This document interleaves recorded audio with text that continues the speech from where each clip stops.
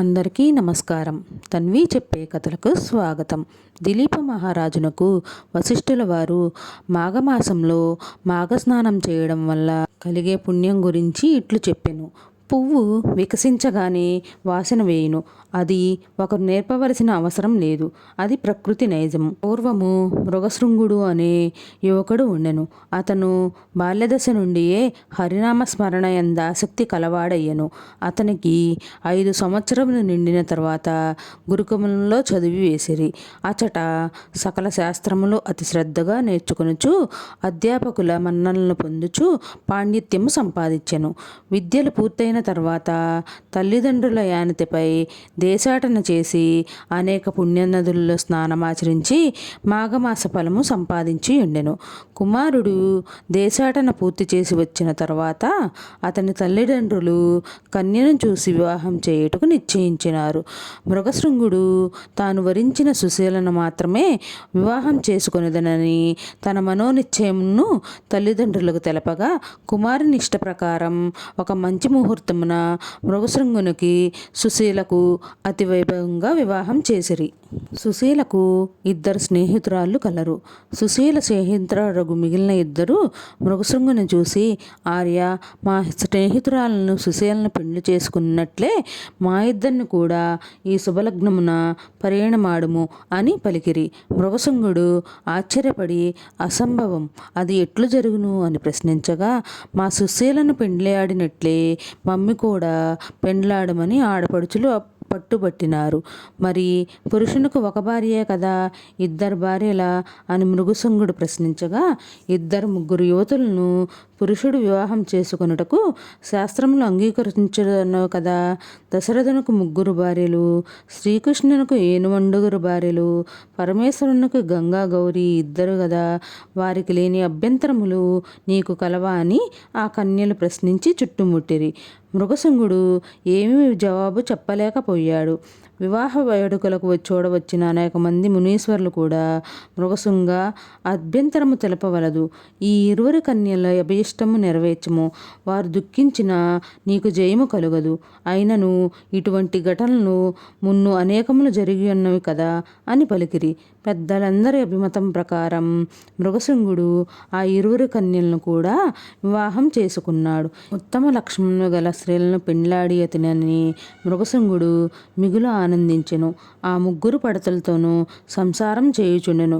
అటుల కొంతకాలం జరిగినది. సుశీల అను భార్య గర్భం ధరించి ఒక శుభలగ్నమున కుమారుని కన్ను. తనకన్నా తన కుమారుడు అన్ని విద్యల యందు గొప్ప ప్రవీణుడు కావాలి అన్నని ఆశ కలవాడై జాతకర్మలు జరిపించి కుమారునికి మృకండుడని నామకరణం చేశారు. మృకండు దినదిన ప్రవర్ధమానుడై తల్లిదండ్రుల ఎడ, బంధుజనుల ఎడ, పెద్దల ఎడ భయభక్తులు కలిగి పెరుగుచుండెను. 5 ఏళ్ళు నిండినవి. మృగశృంగుడు మృకండనకు ఉపనయనం చేసి విద్యనభ్యసించుటకై గురుకులమునకు పంపించినాడు. గురుకులంలో గురువు చెప్పిన సకల శాస్త్రములు నేర్చుకొనుచు సకల లక్షణయుతుడై గురువు యొక్క మన్ననలు పొందుచు యుక్త వయసు వచ్చు వరకు చదివి సకల శాస్త్రముల యందు ప్రావీణ్యతను సంపాదించెను. మృకండు విద్యను పూర్తి చేసుకుని తల్లిదండ్రుల కడకు వచ్చెను. మరి కొంతకాలమునకు మరుద్వతి అను కన్యతో వివాహం చేసిరి. ఆనాటి నుండి మృకండు గృహస్థాశ్రమం స్వీకరించెను. మృగశృంగుని మిగిలిన 2 భార్యలకు కూడా పుత్రులు జన్మించినందున వారికి కూడా అన్ని విద్యలు నేర్పిరి. పెద్దవారైన తరువాత వారికి కూడా వివాహములు చేసెను.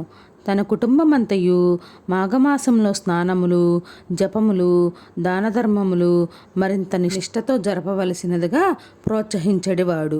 తామార్జించుకున్న మాఘమాస ఫల ప్రభావంచే సంసారమందు ఏ ఇబ్బందియూ లేకుండా ఉండటేగాక మృగశృంగునికి మనుమలు కూడా కలిగినందున మరింత ఆనందించి తన వంశవృక్షం శాఖోపశాఖలుగా చున్నది గదా అని సంతోషించుచు తనకింకా ఆశలు లేనందున భగవత్ సాన్నిధ్యముకు పోవాలని సంకల్పించి తపస్సు చేసుకొనుటకు అడకు వెళ్ళి తన తపోబలముతో శ్రీ మహావిష్ణువుని ప్రసన్నం చేసుకొని నారాయణ కృపకు పాత్రుడై వైకుంఠమును కేగెను.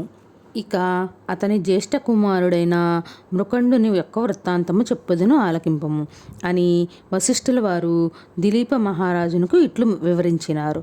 మృగశృంగుడు అడవికి వెళ్ళిపోయిన నాటి నుండి జ్యేష్ఠపుత్రుడగు మృకండుడే సంసార భారమంతియు మోసి గృహమునందు ఏ అశాంతియు లేకుండా చూచుచుండెను. ఆయనకొక విచారం పీడించుచుండెను. అదెట్టిదనగా తాను వివాహమాడి చాలా కాలం గడిచినను సంతానం కలుగలేదు. అందుచేత అతడు లోలోన కుమిలిపోవుచుండెను. అతడొకనాడు ఈ విధంగా తలపోసెను. కాశీ మహాపుణ్యక్షేత్రము సాంబశివునికి ప్రత్యక్ష నిలయము.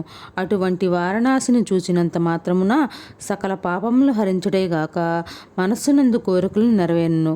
అనేక మంది కాశీ విశ్వనాథుని దర్శనం చేసుకుని వారి అభీష్టములను పొందగలిగిరిగాన నేను నా కుటుంబ సమేతంగా వెళ్ళుదును అని మనసును నిశ్చయించుకొని ప్రయాణ సన్నద్ధుడై బయలుదేరును.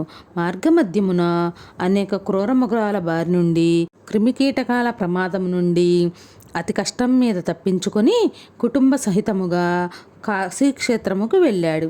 కాశీపట్నమును ఆనుకొని పవిత్ర గంగానది తన విశాల బాహువులను చాచి ప్రశాంతముగా ప్రవహించుచున్నది. మృకండు పరివార సహితముగా ప్రసిద్ధి చెందిన మణికర్ణికా ఘట్టమున కాలకృత్యాది స్నాన విధులు నెరవేర్చుకొని విశ్వనాథుని మందిరమునకు బయలుదేరి వెళ్ళెను. ఆలయంలోకి రాగానే మృకుండనకు ఎక్కడలేని ఆనందం కలిగెను. తన జన్మ తరించనని తాను కైలాసమందున్నట్లు తలంచి విశ్వేశ్వరుని భక్తి శ్రద్ధలతో ప్రార్థించెను. ఈ విధంగా కుటుంబ సమేతంగా మృకుండు కాశీ విశ్వేశ్వరుని ధ్యానించి ఒక లింగమును ప్రతిష్ఠించి దానికి మృకండేశ్వర మహాలింగమని నామకరణం చేసి దానికి ఎదురుగా తన భార్య పేరు మరొక లింగమును ప్రతిష్ఠించెను. ఆ విధంగా 1 సంవత్సరమునకు విశ్వేశ్వరుని సన్నిధానమందు గడుపుచుండెను.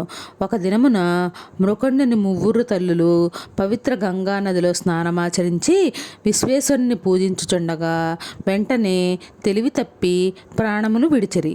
మృకండు చాలా కాలము దుఃఖించెను. విధిని ఎవ్వరూ తప్పించలేరు కదా. అయినా ఈశ్వరుని ధ్యానించుచు ప్రాణమును విడిచిరి. చనిపోయిన ముగ్గురు తల్లులకు మృకండు యథావిధిగా దహన సంస్కారాలు గావించి మాతృరుణమును తీర్చుకున్నాడు. మృకుండనకు ఎంతకాలమునకు సంతానం కలగనందున కాశీక్షేత్రమును వచ్చినాడు గదా, సంతానం కొరకు భార్యా సమేతుడై విశ్వనాథుని గూర్చి తపస్సు చేసినాడు. అనేక దాన ధర్మములు చేసినాడు. అతని తపస్సుకు మెచ్చి పార్వతీ పరమేశ్వరులు ప్రత్యక్షమేది. మృకుండనుకి అతని భార్య మరుద్వతికి అమితానందం కలిగి పరమేశ్వరుని అనేక విధముల స్తుతించగా పరమేశ్వరుడిట్లు పలికెను. మహాముని, మీ భక్తికి ఎంతయో సంతోషించినాము. మీరు చేయు తపస్సు మమ్మెంతో ఆకర్షించినది. మీ నిష్కలంక భక్తి మిచ్చి మీ కోరికల్ని తీర్చగా వచ్చినారము కాన మీ అభీష్టము నెరగింపుడు అని పలికెను. అంతా మృకుండు నమస్కరించి, మహాదేవ, తల్లి అన్నపూర్ణ, ఇదే మా నమస్కృతులు. లోకరక్షక, మీ దయవలన నాకు సకలక్షణవతి సౌందర్య సుకుమారవతి యొగు పత్ని లభించినందున నేను మిమ్ము ధ్యానించుచు ఆమెతో సంసార సుఖం అనుభవించుచున్నాను. కానీ ఎంతకాలమైనను మాకు సంతానం కలుగనందున కృంగి కృషించుచున్నాము. సంతానం లేని వారికి ఉత్తమ గతులు లేవు కదా. కావున మాకు పుత్ర సంతానం ప్రార్థించ వేడుకొనుచున్నాను అని పార్వతీ పరమేశ్వరులను ప్రార్థించాడు. మృకుండుని దీనాపనాలకించి త్రినేత్రుడు ఇట్లు పలికెను. ముని సత్తమా, నీ మనోభిష్టము నెరవేరగలదు. కానీ ఒక నియమం ఉన్నది. బ్రతికున్నంత వరకు వైధవ్యంతో ఉండు పుత్రిక కావలియునా లేక అల్పాయుష్కుడగు పుత్రుడు కావలియున్నా అని ప్రశ్నించిరి. మృకుండనకు ఆశ్చర్యము కలిగిను. పరమశివుని మాటలకు ఆలోచనలో పడవలసి వచ్చెను. కొంత తడవాగి, హే శశిధర, నన్ను పరీక్షింపనించితివా? నాకు జ్ఞానోదయమైనది మొదలు నేటి వరకు మీ ధ్యానమునే సలుపుచు సేవించుచున్న నాకు ఏమి చెప్పవలెనో తోచకున్నది. అయినను కలకాలము వైధవ్యముతో కృంగి కృషించే పుత్రిక కన్నా అల్పాయుష్కుడగు పుత్రరత్నమునే ప్రసాదింపుడు అని అడిగెను. అటులనే ఎగుగాక అని త్రిశూలధారి వరమిచ్చి పార్వతీ సమేతంగా అంతరార్థనమయ్యెను. పరమేశ్వరానుగ్రహమున ఒక శుభముహూర్తమున కాలమున పుత్రుని గన్ను. మృకుండనుకి పుత్ర సంతానం కలిగినని అనేక మంది ఋషి సత్తములు బాలుని చూచి వచ్చిరి. వ్యాసమహర్షి కూడా వచ్చి ఆ బిడ్డకు జాతకర్మ చేసి మార్కండేయుడని నామకరణం చేసి వెడలెను. ఓ దిలీప మహారాజా, పరమ పూజ్యుడును భాగవతోత్తముడును అగు మృకుండు పరమేశ్వరుని మెప్పించి వారి దయకు పాత్రుడయి సుపుత్రుని బడిసెను.